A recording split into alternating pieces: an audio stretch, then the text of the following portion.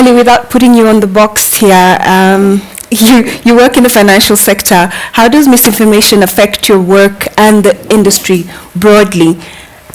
Jeez. So it affects it in a number of ways, right? So let's look at it from a financial impact perspective. So if misinformation and or deepfakes, they can actually go and subvert the onboarding process, where you can actually have fake accounts created, and those accounts could actually be used for money laundering, as an example, right? So there's a financial implication there to the bank, and then that money could also be used, as an example, to fund terrorism, right? So that will also adversely have an impact from a society perspective. Another thing is also then legally. So you could actually have synthetic identities created as a result of misinformation and deepfakes, misinformation and deepfakes. And that would then actually result in non-authentic or real people actually having bank accounts also then created, where you're able to do payments and transfers through fraudulent means. So there will always be a financial implication there too. And then I could actually honestly sue you as a bank for financial loss. So there's that implication there. Additionally, deepfakes are able to actually amend online documentation and evidence. So even from a contractual perspective, there's implications there where contracts could actually be tampered with. Even evidence for cases could also be tampered with. So there's that component.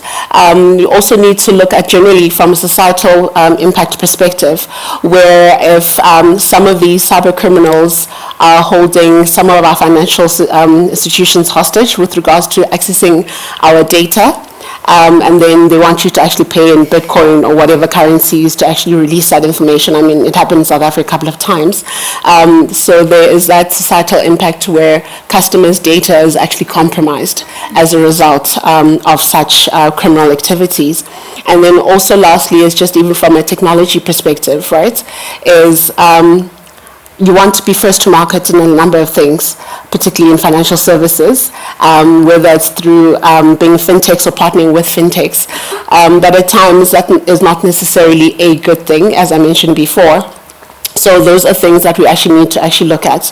I think one of the things we also need to look at is the data literacy and or general literacy from an employee perspective. So we also do literacy campaigns where you want your employees to be able to actually identify these deepfakes, whether it's through images, biometrics, voice, or as I'm saying, documentation, right? So like in the United States, previously you could be able to open a bank account using a driver's license, but through deepfakes, you are actually able to create driver's licenses now. So now they've actually banned the opening of bank accounts as a result of that. Another thing is not only just using two-factor authentication, you actually need to use multi-factor authentication that will allow you to identify the actual presence of a human versus then a deepfake.